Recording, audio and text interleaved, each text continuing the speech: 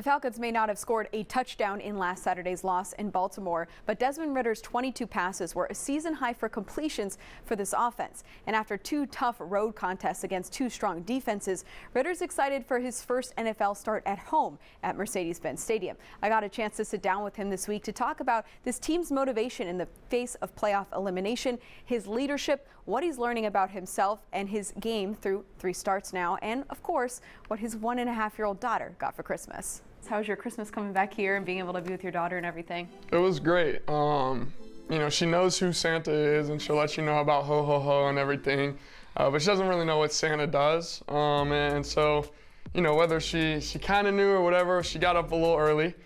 She got up at 11 o'clock that night and then kind of was up and down throughout the entire night. And then, you know, the final straw was about 6:30, waking up to, you know, jumping on the bed and everything. And I was like, all right, we'll get up, we'll go downstairs. So we did, we had a good time. What was the big present this year? The big presents were, she got her own like recliner type couch and then got a, it's called the Nugget couch, I guess. For little nuggets, is that the? Well, it's kind of like a, almost like a gymnastics mat or whatever that you can kind of like build into a fort and different things. So she's loving that right now. Switching kind of to football, going into start number 3, is it crazy to think about your first start at Mercedes-Benz Stadium and then one of the last times kind of that you played there was when you were at Cincinnati in a bowl game? Yeah, obviously, you know, I try not to look back to that game a little bit because, you know, it's a tough taste in your mouth, and you know, I kind of got 2 guys, Schaefer and Fitz here, that were on that team, so I get told about it a lot. So no, it'll be exciting to go into Mercedes-Benz and get a win and finally wipe that slate of the loss out of here. And to not have, you know, opposing fans and to not have the weather situation, are you excited to have kind of a little bit more of a normal situation to walk into for start 3? Oh, of course, a quarterback, you know, will be happy with perfect conditions, and I know Koo will be happy too with, you know, the roof closed and everything. So, you know, there's a certain few positions on the field that like when it's perfect weather, and then others like it a little dirty. So, you know, at the end of the day, it doesn't matter, but obviously it helps out. I think the most interesting thing to me that you said last week was about how the pocket was cleaner than you're maybe used to at Cincinnati or in your previous years.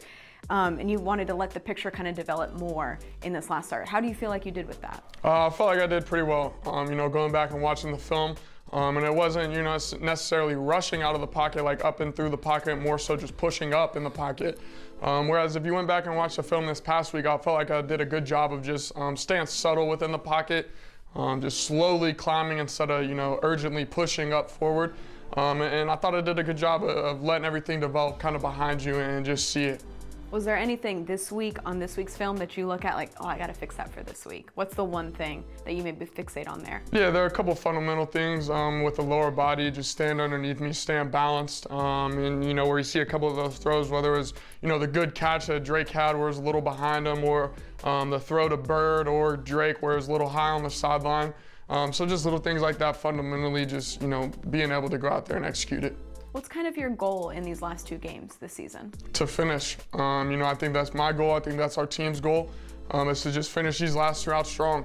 Obviously, we want to get a win. You know, we've been on a little losing streak, but we want to finish this season, you know, on top and on a high. We've had an up and down roller coaster type of year, and everyone just kind of wants to finish, you know, on the good note. And so that's, you know, with these 2 wins, and, you know, we're taking it day by day. And like I said out there, just kind of, you know, being where our feet are daily. You know, not thinking about the day ahead, not thinking about the week ahead, but just being present in the moment. And, you know, I think that's what we did today out there at practice. Went out there, had high energy, was ready to go, had great execution, and so I think the guys are excited to get back out there. You were talking about how you had to ask the coaches as a rookie, what kind of happens here now that we're not in playoff contention? How do you stay motivated through these last couple weeks? Shoot, because I haven't been playing for the past, you know, however many weeks. So this is really week 3 to me. So, you know, I'm ready for a whole nother, you know, however long season. But, you know, there comes a balance of, you know, pushing and the leadership of, you know, when it comes to pushing some of the older guys and whatnot. So, you know, as my job as a quarterback, but also a leader, you know, I'm trying to find a balance within that. But knowing at the end of the day, you know, my job doesn't succeed without the other 10 guys on the field.